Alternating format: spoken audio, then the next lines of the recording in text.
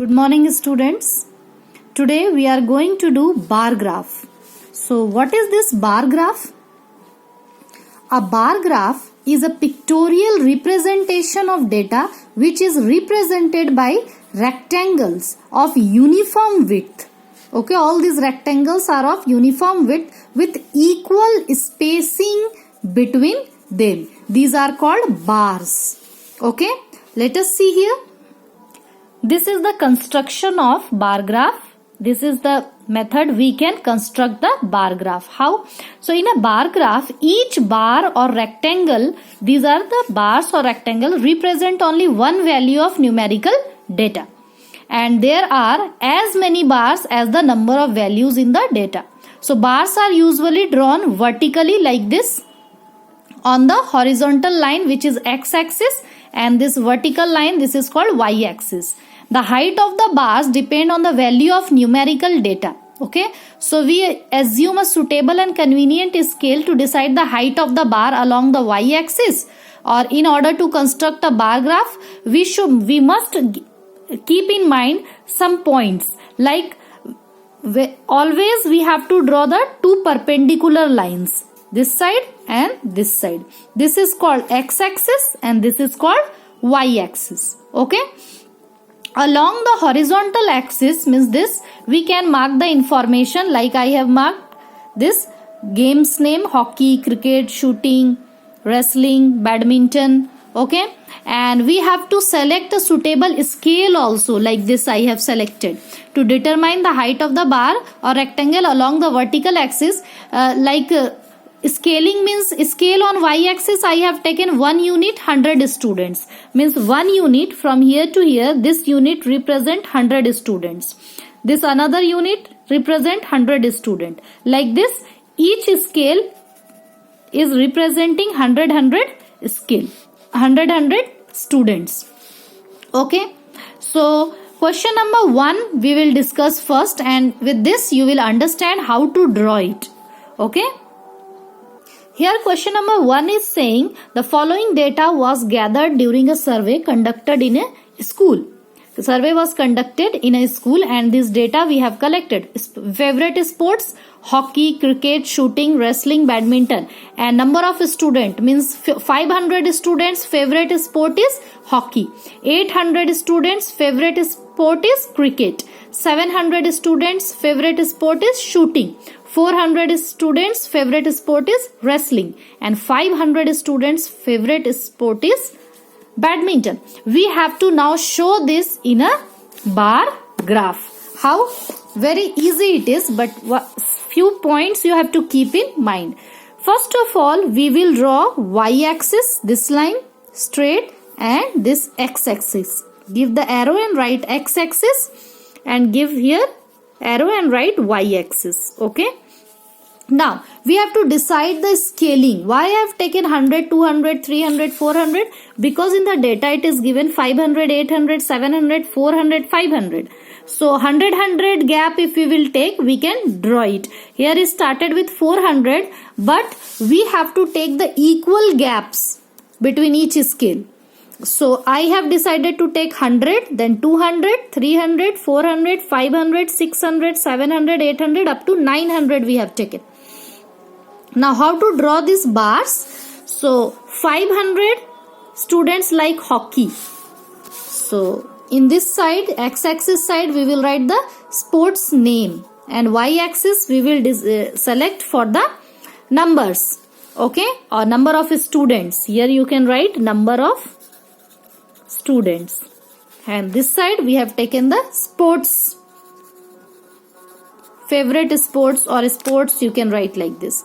Now 500 sports students like hockey, so this bar will reach up to the height 500. Can you see here 500?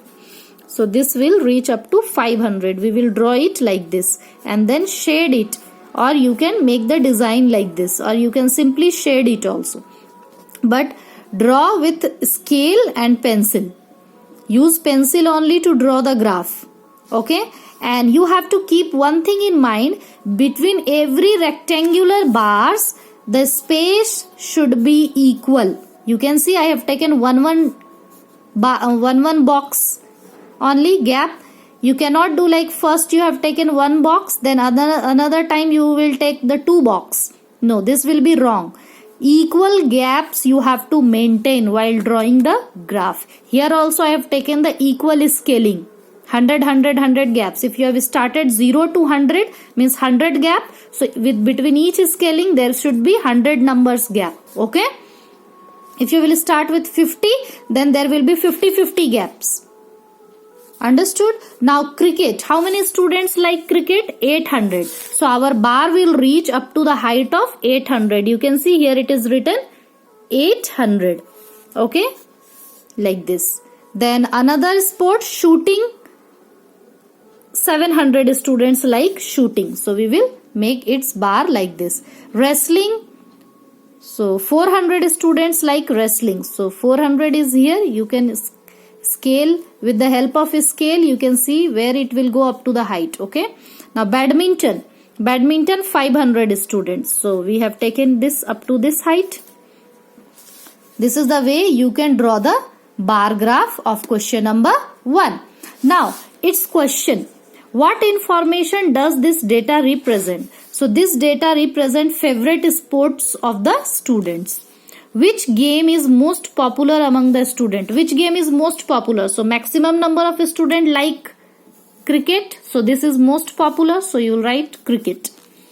Which two sports have equal popularity among the students? Equal popularity. You can see the bar of equal height is 500. 500. Both are 500. So hockey and badminton. So you will write hockey and badminton are two sports have equal popularity among the students. Got it? Now question number 2. The average monthly attendance of a class is tabulated below. Here month's name and here attendance. These are average attendance of the students. Now you have to represent this information through the graph. So very simple it is. You can see question number 2. I have taken it. You first see these numbers. 50, 45, 53, 50, 40, 25, 55. So if we will take 10 numbers gap, it will be better for us. So we will start with 10. This side I have drawn y-axis. This side I have drawn x-axis. Okay. Now y-axis, this is 0.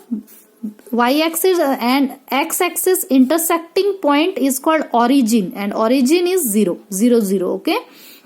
So 10, 20, 30, 40, 50, 60. Equal scaling. So first sport is, first month is September. In the month of September, average attendance is 50.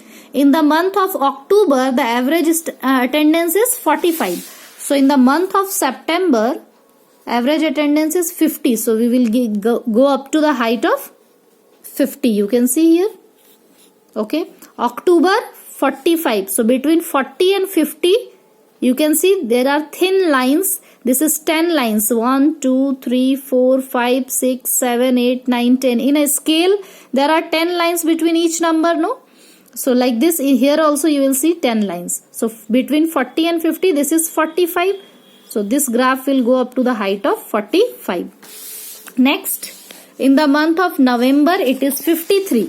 So in the month of November you will write, it will go up to the height of 53. You can see this is 50, this is 51, 52 and this is 53. Okay, you can make the design also in this, or you can simply shade it like this as you wish. Now in the month of December 50, in the month of January 40 and in the month of February it is 25. So between 20 and 30 it will be here 25. And in the month of March it will go up to the height of 55. Got it? In this manner you can draw the graph of question number 2. Now its questions. In which month was the average attendance maximum? You can see which month average attendance is maximum. March 55. So March month you will write. In which month was the average attendance minimum? Minimum is 25. So February. You will write the name of the month, February. Yes, find the range of the data. About the range, I have explained you maximum value minus minimum value. Maximum is 55, minimum is 25. So 55 minus 25 is equal to 30. Got it? So question number 1 and 2 we have completed today. Question number 3 and 4 we will discuss next day. Till here up to 2 number you have to draw in your graph notebook with the help of scale and pencil only. Okay.